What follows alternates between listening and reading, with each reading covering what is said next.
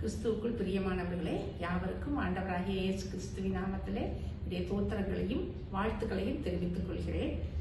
இனி வரும் சில வாரங்களிலே சிம்சோன் பற்றி நாம் தொடர்ந்து தியானிப்போம். சிம்சோன் ஒரு பலசாலி, கர்த்தரால் தெரிந்து கொள்ளப்பட்டவன், விசேஷமானவன். கர்த்தருக்கென்று பிறந்த நாள் முதல் மரண நாள் மட்டும் நசரேயனாக இருக்க வேண்டும் என்று பிரித்தெடுக்கப்பட்டவன். பிரியமானவர்களே, நசரேயனாய் இருப்பது என்றால் என்ன? அது ஒரு விரதம். என்னாகமம் 6ஆம் அதிகாரம் 2 முதல் 13 வரை உள்ள வசனங்களை நாம் வாசித்து பார்த்தால், நசரேய விரதம் என்றால் என்ன, அதை எப்படி அனுசரிக்க வேண்டும், எதையெல்லாம் விளக்க வேண்டும், எதையெல்லாம் கடைபிடிக்க வேண்டும் என்ற சட்ட திட்டங்களை கர்த்தர் அங்கே மோசேக்கு மிக தெளிவாக சொல்லி இருக்கின்றார். இந்த நசரேய விரதம் கர்த்தருக்கென்று விசேஷமாய் பண்ணிக்கொண்ட ஒரு பொருத்தனையாகும். இதிலே முக்கியமாக திராட்சை பழத்தின் விதை முதல் தோல் வரை உள்ள ஒன்றையும் அவர்கள் தொடக்கூடாது, உண்ணக்கூடாது. அடுத்ததாக தலையில் சவரகன் கத்தி படக்கூடாது.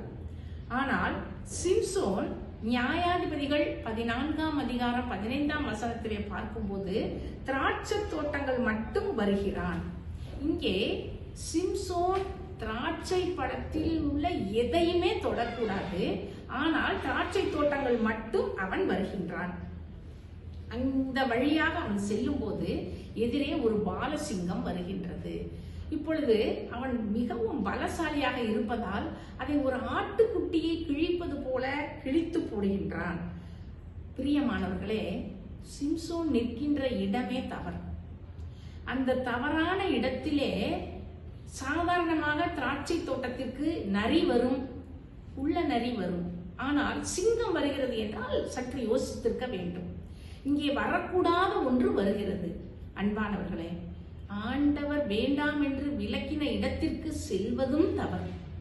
அங்கே வரக்கூடாத ஒன்று வந்தால் ஆவியானவரின் துணையோடு ஜெபித்து அதற்கான காரியம் என்னவென்று நாம் புரிந்து கொள்ள, விளங்கிக் கொள்ள நாம் முற்பட வேண்டும். இங்கே சிம்சோன் அதை பற்றி எல்லாம் எதையும் யோசிக்கவில்லை. ஆகவே அவன் சிங்கத்தை கிழித்து போட்டுவிட்டு மகிழ்ச்சியோடு செல்கின்றான். உயிருள்ள சிங்கத்தை சிம்சோன் ஜெயித்து விட்டான். ஆனால் இதே செத்த சிங்கம் அவனை எப்படி ஜெயிக்கின்றது என்று வரும் நாட்களிலே நாம் பார்ப்போம்.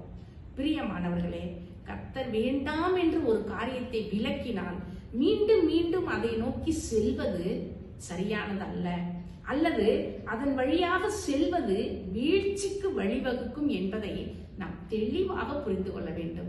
கர்த்தர் ஒரு காரியத்தை சொன்னால் அதற்கு கீழ்ப்படிய வேண்டும். அதுதான் நமக்கு ஆசீர்வாதம். இங்கே சிம்சோன் நன்றாக தெரிந்திருந்தும் கூட அந்த திராட்சை தோட்டத்தின் வழியாக சென்று உயிருள்ள சிங்கத்தை மிக அழகாக, இன்னும் சொல்ல போனால் அவனுடைய பலத்தினால் மிக எளிதாக அதை வீழ்த்தி விட்டான். ஆனால் அந்த செத்த சிங்கம் பின் வரக்கூடிய நாட்களிலே அவனை வீழ்த்தி அவனுடைய எல்லா முழு வாழ்க்கையுமே அங்கே மாற்றி போடுகிறதை நாம் பார்ப்போம். ஆகவே ஆண்டவர் சொல்கின்ற வார்த்தைகளுக்கு கீழ்ப்படிவோம், வேதத்திற்கு கீழ்ப்படிவோம். இன்றைய உலகிலே கீழ்ப்படியாமைதான் மிகப்பெரிய ஒரு தவறான அல்லது ஒரு பாவமாக எல்லா குடும்பங்களிலும் அல்லது எல்லாருடைய உள்ளங்களிலும் விதைக்கப்பட்டிருக்கிறது. இதுக்கு காரணம் நாம் நன்றாக அறிவோம், பிசாசு. ஆகவே பிரியமானவர்களே, ஆண்டவரிடம் ஜெபிப்போம். ஆண்டவரே, உடைய வேத வசனத்திற்கு கீழ்ப்படிய, நீர் சொல்லும், நீர் உணர்த்தும் காரியங்களுக்கு கீழ்ப்படிய எங்களுக்கு பரிசுத்த ஆவியானவரின் துணையோடு உதவி செய்யும் என்று நாம் ஜெபிப்போம். ஜெபம். எங்கள் கண்மலையும் எங்கள் மீட்பருமாகிய கர்த்தாவே, உமக்கு நன்றி செலுத்துகிறோம். ஆண்டவரே, நாங்கள் நீர் காட்டும் பாதையிலே நடக்கவும், ஆண்டவரே, நீர் வேண்டாம் என்ற விலக்குகின்ற இடங்களுக்கு செல்லாமல் இருக்கவும், ஆண்டவரே, உம்முடைய சித்தம் என்ன என்பதை புரிந்து வாழவும் எங்களுக்கு உதவி செய்யும்.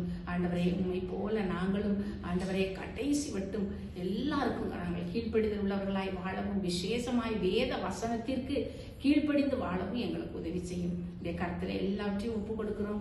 பொறுப்படுத்திக் கொள்ளும், வழிநடத்தும், ஆசீர்வதியும். இயேசுவின் மூலம் ஜெபிக்கிறோம் நல்ல பிதாவே. ஆமென்.